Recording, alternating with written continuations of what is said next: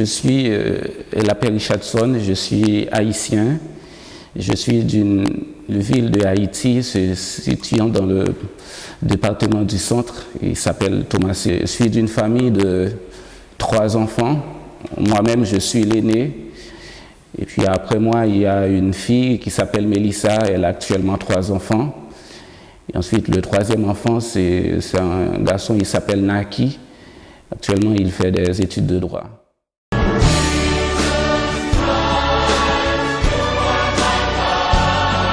Par rapport à mon parcours, ce que je pourrais dire, c'est que en fait, j'ai fait mes études classiques en Haïti. C'est après mes études classiques, pendant longtemps, j'ai tiraillé entre l'idée de faire une licence en sciences de l'éducation et d'entrer au séminaire. Donc, j'ai entamé en fait une licence en sciences de l'éducation, mais en fait, au bout d'une année, ça n'a pas marché. Et c'est alors que j'ai demandé en fait au prêtre de ma paroisse à entrer dans une maison de formation afin de faire une année de discernement pour approfondir un petit peu ma vocation. Et j'ai été accepté. C'est à ce moment-là que j'ai fait une année de fondation spirituelle. Au bout de cette année, j'ai fait 2 ans d'études de philosophie. Et j'ai eu un baccalauréat en philosophie.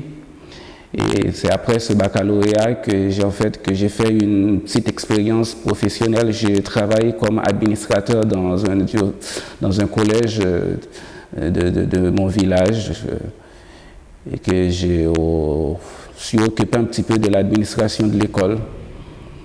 C'est au bout de cette année d'expérience, en fait, vers 2011, que je suis rentré en France pour faire les études de théologie parce que vous savez qu'en 2010, il y avait un séisme en fait, qui avait frappé Haïti et que ça avait causé pas mal de dégâts.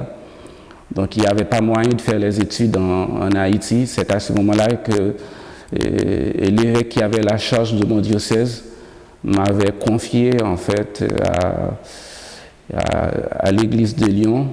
Seigneur, nous attendons la vie. Ma rencontre avec le Christ, en fait, c'est quelque chose qui, je pourrais dire, qui est opéré en plusieurs étapes, dans la mesure où, à la base, je suis d'une famille catholique pratiquante, donc c'est avec l'aide de mes parents, en fait, que j'ai été orienté dans la vie de l'Église. J'ai été éduqué à leur foi qui est celle de l'Église. C'est mes parents qui m'ont appris à aimer l'Église, aussi à la servir. Et c'est après ma première communion que je me suis engagé au groupe des servants d'autel. Et je pense que cette première expérience d'Église est quelque chose qui m'a beaucoup marqué dans ma relation avec l'Église et aussi qui m'a beaucoup fortifié dans ma foi. Parce que voilà, il y a eu toujours de ma part, en fait, quand j'étais enfant, une joie profonde de servir le Christ à l'Eucharistie, d'être auprès de l'autel, de vivre cette proximité avec le Christ, en fait, dans l'Eucharistie, et ça m'a beaucoup marqué. Donc je suis resté attaché à la vie de l'Église pendant très longtemps, jusqu'à un certain moment, en fait. Vous savez, quand on grandit, on construit des amitiés et au fil du temps, j'ai eu des amis qui n'étaient pas forcément des pratiquants. Donc ça m'a entraîné à prendre un peu de recul par rapport à la vie de l'Église. Et pendant un certain temps, je n'allais plus à la messe, voilà. Il y avait que la vie de mes amis, des petites sorties qui occupaient mon temps. Mais en fait, il faut dire que ce qui est bizarre, c'est que c'est dans ce moment que j'allais vivre l'un des événements les plus douloureux de ma vie, en fait. Et c'est parce que j'allais perdre l'un de mes amis proches dans un accident de circulation et que la perte de cet ami m'avait plongé dans une profonde période de dépression. Et là, je me suis retrouvé à me poser des questions que je ne m'étais jamais posées, en fait, voilà, des questions d'ordre existentiel. En fait, pourquoi la mort existe, mais pourquoi Dieu n'a pas épargné mon ami de cet accident. Et même par rapport à ma vie même, en fait, j'ai eu une certaine peur. Hein. Je me demandais, en fait, si j'arrive, si je suis mort, en fait, qu'est-ce qui m'arriverait, qu'est-ce qui adviendrait après ma mort, en fait. Il faut dire que toutes ces questions avaient en fait créé en moi le désir en fait d'aller lire la Bible. Donc c'est ainsi que pendant cette période de dépression en fait que je me suis mis en fait à lire la Bible, à lire les évangiles et ce qui est remarquable en fait dans cette lecture de la Bible, j'ai été particulièrement touché par par la proximité que Jésus avait manifestée aux personnes qui étaient dans la souffrance, aux personnes qui étaient affectées par la mort. Et de là que j'avais découvert la figure du Christ, en fait, comme une personne vivante avec qui je pouvais être en relation, avec qui je pouvais discuter, dialoguer et confier, en fait, les problèmes de mon existence. Et cette période allait favoriser une très grande conversion pour moi. Et c'est à ce moment-là, en fait, que j'allais reprendre petit à petit le chemin de l'Église. Hein. Et puis, en fait, on va dire, c'est au nom de cet attachement que je ressentais dans mon cœur pour le Christ. Et quand il est arrivé le moment de décider qu'est-ce que je devais faire de ma vie, en fait, que j'ai décidé en fait d'offrir ma vie à l'Église, en fait, pour me consacrer totalement à l'annonce de l'Évangile. J'ai passé 4 ans d'études au séminaire provincial de Lyon. J'ai eu un bac en théologie, ce qu'on appelle licence canonique. Et c'est après cette licence que je suis arrivé ici dans le diocèse, en fait, que j'ai demandé à être incardiné dans ce diocèse et que j'ai été accepté par Monseigneur Dubost et que j'ai fait 2 ans, en fait, l'histoire d'intégrer un petit peu la vie de ce diocèse, voilà, et entre-temps j'ai été en stage à l'église paroissiale de Paris-Vieille-Poste. Et que c'est au bout de ces 2 ans que j'ai été ordonné comme diacre. Après mon année diaconale, en fait, après mon ordination diaconale, j'ai été nommé ici dans ce secteur, en fait, secteur de l'Yvette.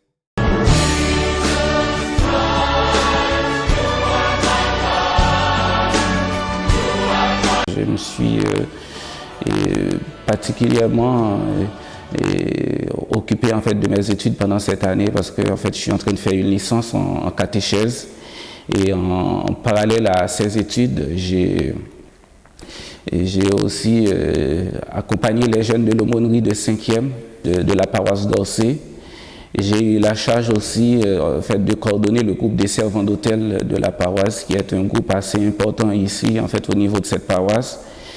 Et puis j'ai investi aussi au niveau de l'équipe de la préparation au mariage et aussi de la préparation au baptême des petits-enfants. J'ai eu à célébrer des baptêmes, des funérailles et puis j'avais aussi la charge de faire une homélie en fait, une homélie par mois. Donc de m'occuper voilà, pendant un week-end en fait, de prêcher en fait sur différentes clochers en fait de ce secteur.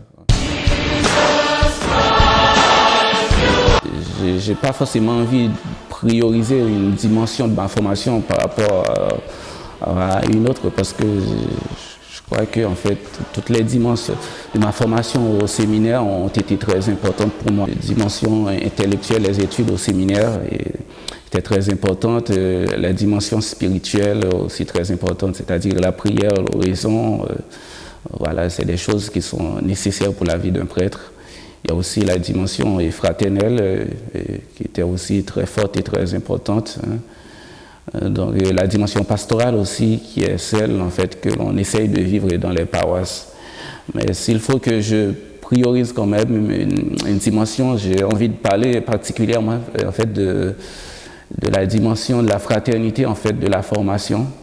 parce que ça a été l'une des dimensions qui m'a posé plus de problèmes que les autres. En fait, pourquoi? Parce que je viens d'ailleurs et que j'ai été formé dans une maison de formation où il n'y avait que des Français, que j'étais le seul Haïtien à faire partie en fait de ce séminaire. Et tu sais, en fait, quand on est arrivé comme ça, en fait, de vivre avec des personnes avec qui on n'a pas la même éducation et qu'on n'a pas les mêmes cultures et que voilà, même au niveau de repas, en fait, on n'a pas les mêmes repères. Donc voilà, tout ça ont été pour moi voilà, très difficile à vivre. En fait, il m'a fallu beaucoup de temps pour m'adapter au niveau de la fraternité de vie au séminaire. Mais en même temps, ça m'a marqué parce que, en fait, quelque part, c'était aussi ça la magie, en fait, de la vie du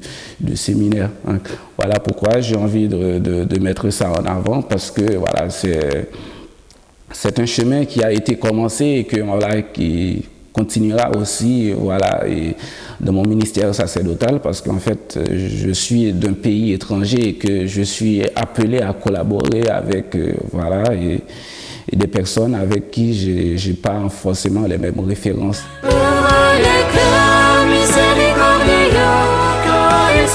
Le 24 juin, j'espère que ce sera le plus beau jour de ma vie, hein. Parce que, voilà, moi, être ordonné comme prêtre, aujourd'hui être appelé par l'Église à être ordonné comme prêtre, en fait, je vis cet appel comme un miracle, hein. Un miracle en même temps, voilà, c'est la réalisation d'un rêve qui m'a marqué pendant longtemps, hein, parce que, voilà, j'ai passé plus que même 10 ans de formation. Et depuis que, en fait, que j'ai été, voilà, dans une formation, en fait, avec ce but, en fait, que je sois devenu prêtre. Et voilà que le jour, finalement, ce jour arrive. Donc j'accueille l'arrivée de ce jour comme une grande nouvelle. Et puis, je rends grâce aussi à Dieu pour toutes les merveilles qu'il m'a accordées dans ma vie et pour toutes les merveilles qu'il continuera à m'accorder au long de mon ministère sacerdotal. Et depuis mon plus jeune âge, j'ai eu toujours une admiration pour les béatitudes qu'on a en Matthieu 5, où Jésus nous propose pas mal de chemins, en fait, du bonheur. Et parmi toutes les béatitudes, il y en a une qui m'a beaucoup plus marqué que les autres, et c'est celle de Matthieu 5, verset 9, celle qui nous dit heureux ceux qui œuvrent pour la paix, ou les artisans de paix, car ils seront appelés fils de Dieu. Voilà, et moi, cette béatitude-là, elle a été toujours dans ma vie comme un leitmotiv, en fait, qui m'a guidé ma vie de foi, et je pense qu'elle restera celle qui guidera mon ministère sacerdotal. Et que vous savez que je porte aussi le nom de la paix, donc moi-même j'ai une préférence, en fait, même pour ce nom, en fait, par rapport à mon prénom, parce que je trouve que dans ce nom il y a tout, en fait, il se trouve investi tout un programme de vie. Et dans ma relation personnelle avec mes amis, avec ma famille, j'ai toujours essayé d'être un homme de paix, de celui qui vit en harmonie avec les autres. Voilà, essayer de vivre en bon avec les autres. Voilà, c'est ce qui veut dire, ce côté humain qui est mis en valeur dans cette béatitude me parle beaucoup. Et puis l'autre dimension qui me parle dans cette béatitude, c'est aussi la paix que nous donne le Christ. Et je crois que cette béatitude exprime quelque chose de ce que produit, en fait, l'accueil de la parole de Dieu dans la vie de chaque personne, qui est la paix, la tranquillité. Parce que quand on regarde les évangiles, surtout le discours d'adieu qu'il a adressé à ses disciples, c'était que je vous donne ma paix, je vous laisse ma paix.